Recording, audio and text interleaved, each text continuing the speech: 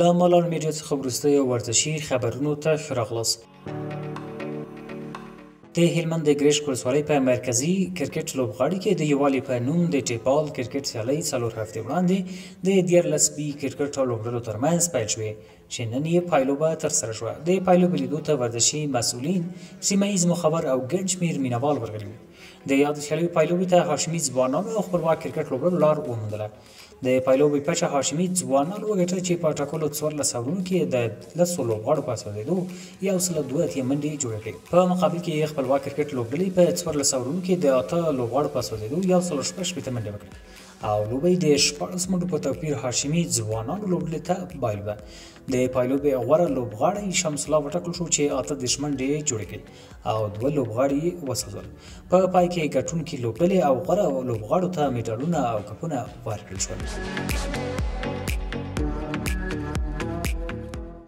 په کندهار کې د بدني روزنې او سپورت ریاست په همکارۍ د اتلتیک فدراسیون له لوري د اتیا ورزشکارانو ترمنځ د سل 400 815 او 15000 مترو په واټن د ځغاستې یو ورځنۍ سیالۍ ترسره شوې.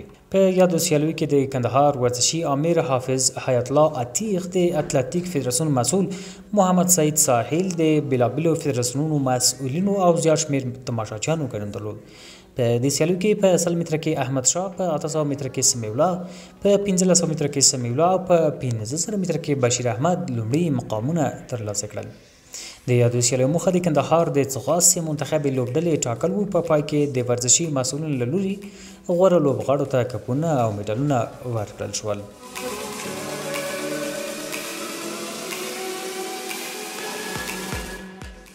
د میدان وردګ ولایت په کوربتوب د غزني، کابل او میدان وردګ ولایت د 100 تنو ورزشکارانو ترمنځ په مختلفو وزنونو کې د قوت الارمي یو ورځنۍ سیالۍ ترسره شوې.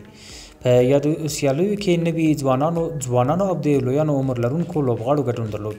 د یادو سیالیو موخه د لوبغاړو ترمنځ اتحاد او د استعدادونو معلومول وو. په پای کې هر وزن ګټونکي ورزشکار ته د مسؤلینو په لاسونو میډالونه او ستاینلیکونه ورکړل شول.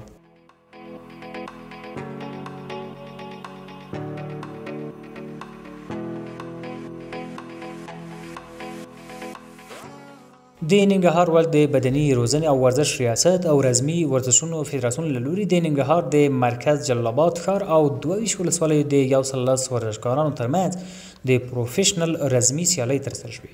دغه سیالۍ د 3 کټګوریو نویو ځوانانو او لویانو کټګورۍ په مختلفو وزنونو کې ترسره شوې او موخه د یاد ولایت په کچه د منتخب لوبډلې ټاکل وو چې په پایله کې د مختلفو وزنونو او کټګوریو څخه 10 کسیزه منتخب لوبډله وټاکل شوه. د یادونې وړ ده چې دغه سیالۍ په ننګرهار ولایت کې د لومړي ځل لپاره ترسره شوې چې مرکز په ګډون پکې د 22 ولسوالیو ورزشکارانو هم ګډون کړی وو.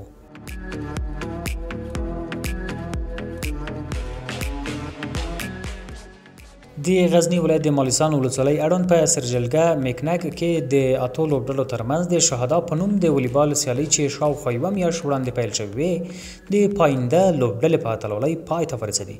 د دې تورنمنټ په پایلوبه کې د پاینده لوبډلې او د شهید علیم حکیمي لوبډلې یو بل سره سیالي وکړه. په پایله کې پاینده لوبډلې لومړی، د شهید علیم حکیمي لوبډلې دویم او د شهید عزیزي لوبډلې دریم مقام خپل کړ. په پای کې د غزني د سپورت امریت له لوري مخکښو لوبډلو ته کپونه، میډالونه او ډالۍ ورکړل شوې.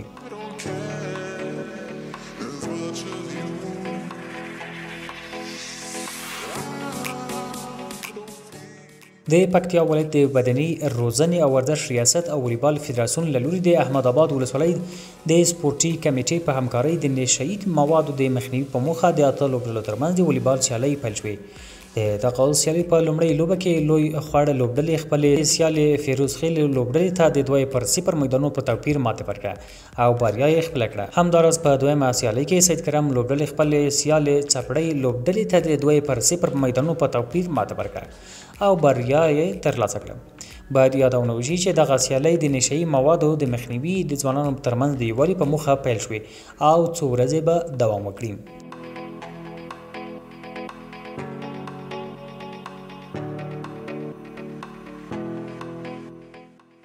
د بدني روزنې او سپورت د عمومي ریاست او د کیک بوکسینګ فدراسیون په همکارۍ د کابل ښار د دارالامان سړک په ازادۍ کمپ کې د 100 ورزشکارانو ترمنځ د بوکسینګ سیالۍ ترسره شوې. په یاد سیالۍ کې ورزشکارانو د ماشومانو، تنکیو، ځوانانو او لویانو په عمري ډلبندیو او بېلابېلو وزنونو کې برخه اخیستې وه او یوه ورځ یې دوام وکړ. د دې سیالیو موخه د کیک بوکسینګ ورزش ته وده ورکول او په دې برخه کې د ګډون لپاره د ځوانانو هڅول وو. په پای کې د ګډون کوونکو مسؤلینو له لوري په هغه غوره ورزشکارانو میډالونه وویشل شول چې په سیالیو کې ښه ځلیدلي وو.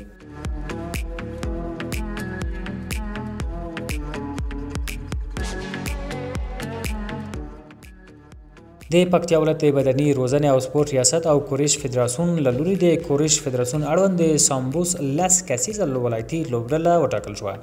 په همدې موخه په ترسره شویو سیالیو کې چې د 40 ورزشکارانو ترمنځ ترسره شوې 10 کسیزه ولایتي منتخبه لوبډله وټاکل شوه چې په راتلونکي کې به د هیواد په کچه په ملي سیالیو کې د یاد ولایت استازولي کوي.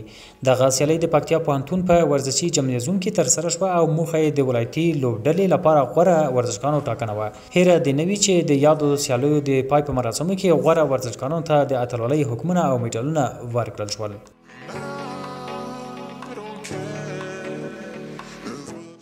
او د راپورونو له مخې د اسپانیا ورځپاڼې آس اعلان وکړ چې د سعودي الهلال کلب د خپل لیګ د پیاوړي کولو لپاره د لیورپول ستوری محمد صلاح د ګمارلو هڅې پیل کړې. الهلال د ارجنټاین سوپرسټار لیونل میسی په راجلبالو کې له پاتې راتلو وروسته د دې پروژې لپاره د بدیل لوبغاړي په لټه کې دی.